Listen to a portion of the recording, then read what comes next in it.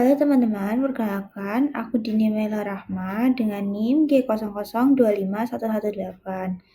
Aku berasal dari kelompok B4.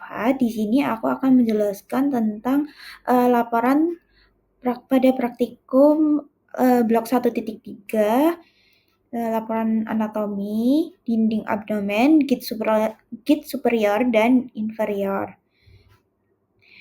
Selanjutnya, halo teman-teman. Ini adalah laporan yang pertama. Yang pertama, aku akan menjelasin pembagian dinding abdomen itu pada antara lateral dan posterior. Lalu yang kedua, ada sistem otot yang ada di abdomen. Lalu yang ketiga, mengenai organ retroperitoneal dan intraperitoneal. Yang pertama yaitu, ini ada anterolateral dan posterior dulu. Di sini anterolateral ada kulit, fascia superficialis, fascia profunda, musculi et aponeurosis, lalu fascia transversalis, fascia experitonealis, lalu peritoneum periel. Lalu untuk posterior sendiri sama, namun pada yang lapisan ketiga itu ada musculus. Muskulusnya dibagi menjadi 4 lapisan, lalu yang keempat lapisan lalu setelah itu ada fascia extemporalicis atau jaringan lemak dan peritoneum parietal. Lalu setelah itu, ini adalah yang pertama yaitu ada kulit. Kulit ini melekat pada struktur yang terletak di bawahnya dengan longgar kecuali umbilikus. Lalu yang kedua ada di fascia superficialis. Oh ya, ini itu ada di anterolateral.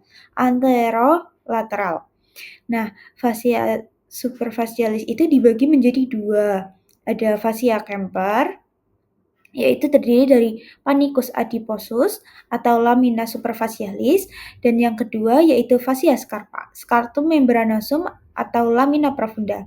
Di atas umbilicalis, kedua lapisan ini bersatu. Lalu kalau mengarah ke superior atau regio pectoralis itu menjadi fascia superficialis pectoralis. Jika ke arah dorsal atau regiodorsum itu menjadi fascia superficialis dorsi. Sedangkan di bawah umbilikus, kedua lapisan ini dapat dibedakan dengan sangat jelas. Lalu setelah itu ada fascia profunda.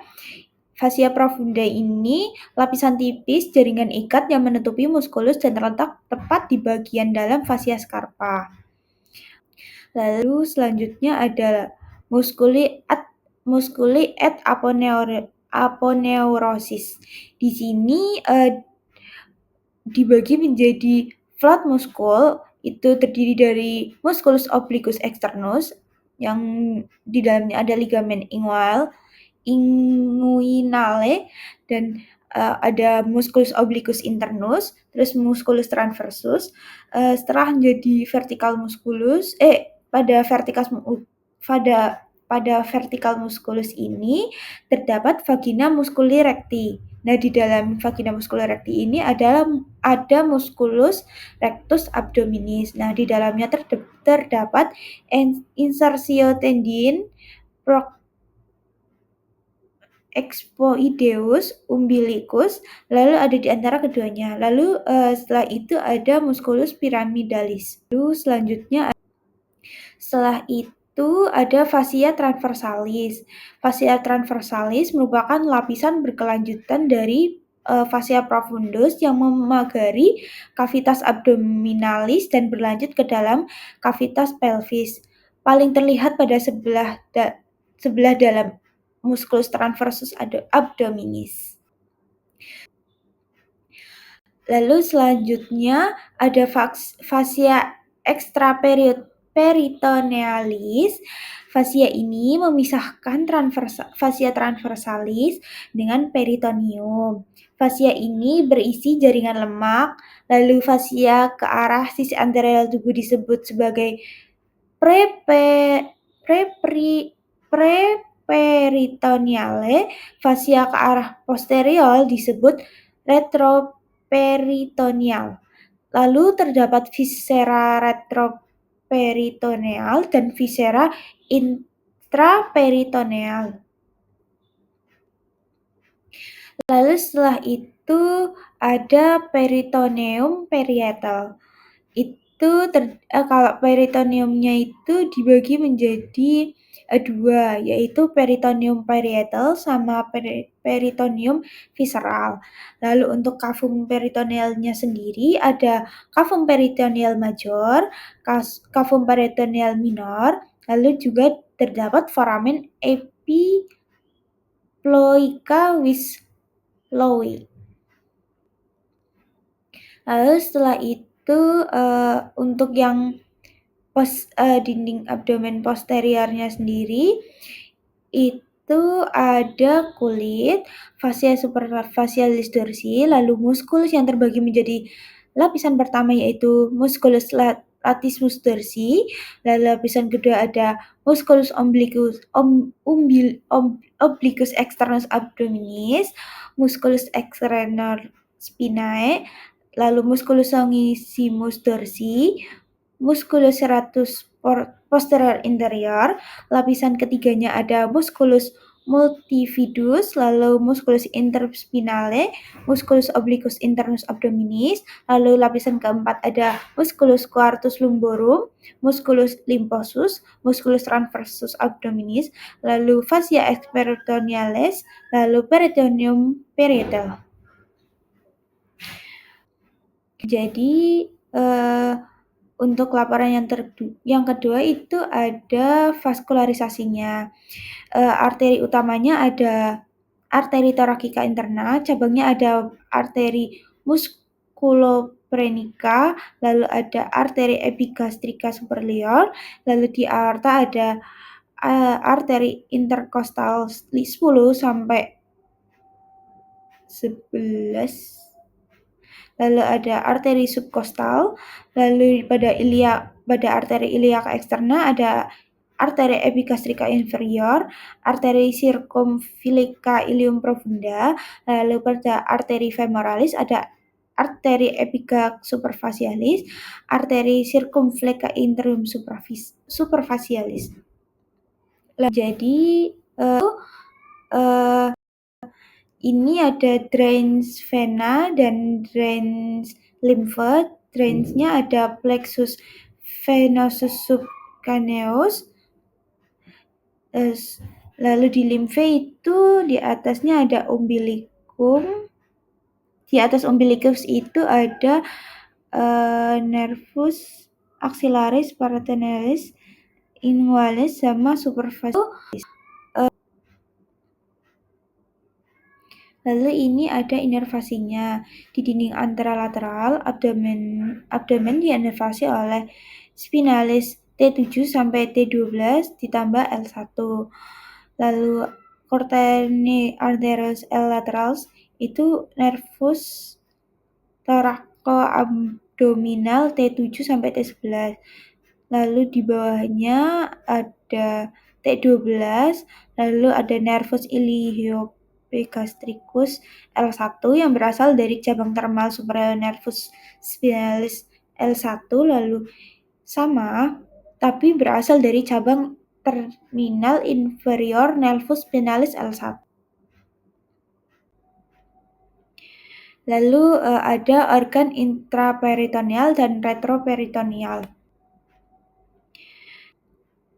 Organ intraperitoneal adalah organ yang seluruhnya permukaan dilapisi peritoneum, berada dalam kavitas peritoneum, meliputi gaster, duodenum pars superior, jejunum, ileum, appendix, femoralis, vermiformis, kolon transversum, kolon sigmoidea, cauda pankreas, lien hepar. Organ retroperitoneal berada di luar kavitas peritoneum, dilapisi peritoneum hanya di permukaan anterior saja, bukan seluruh permukaan seperti organ intraperitoneal. Pneumic menghafal organ Sadker. Lalu laporan yang kedua ini ada pada gaster. Gaster ini terdapat 4 bagian yaitu fundus gastricum, pars cardiaca, corpus gastricum, atau rugae atau plica gastrica, lalu pars pylorica, lalu gastroepipharyngeal sphincter (LES), itu ada musculus sphincter pylori, curvatura gastrica major, gastrica minor, oficum chondrium setinggi 9, lalu ada oficum pylorium setinggi FL1.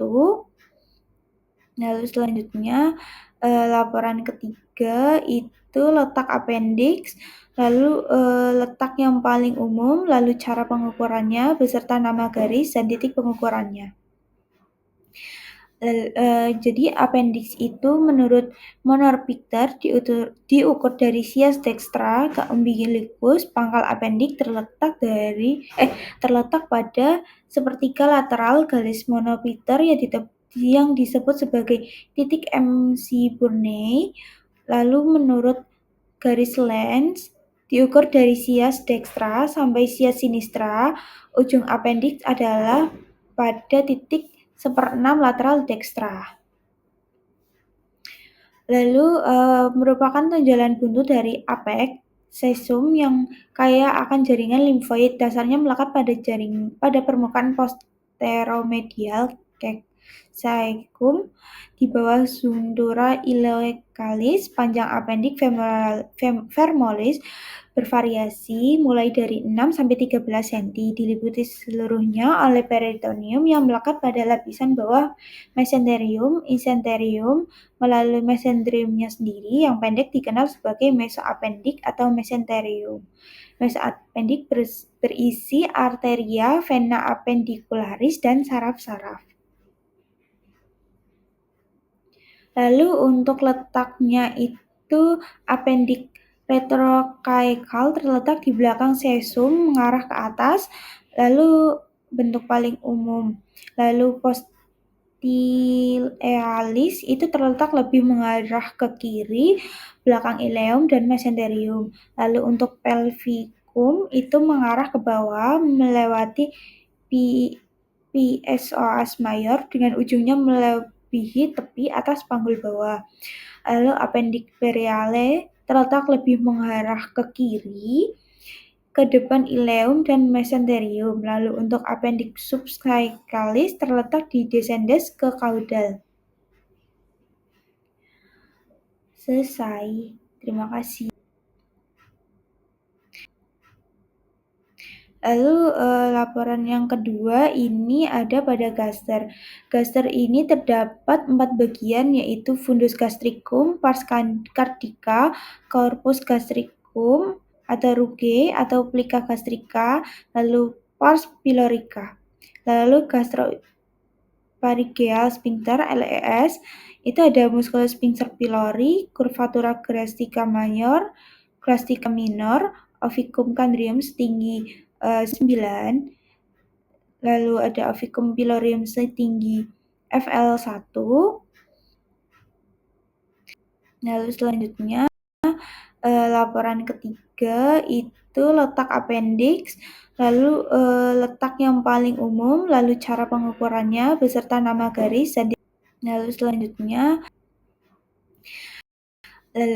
jadi appendix itu menurut Monor Picter diukur dari sias dextra ke umbilicus. Pangkal appendix terletak pada sepertiga lateral garis monopiter yang disebut sebagai titik MC Burney.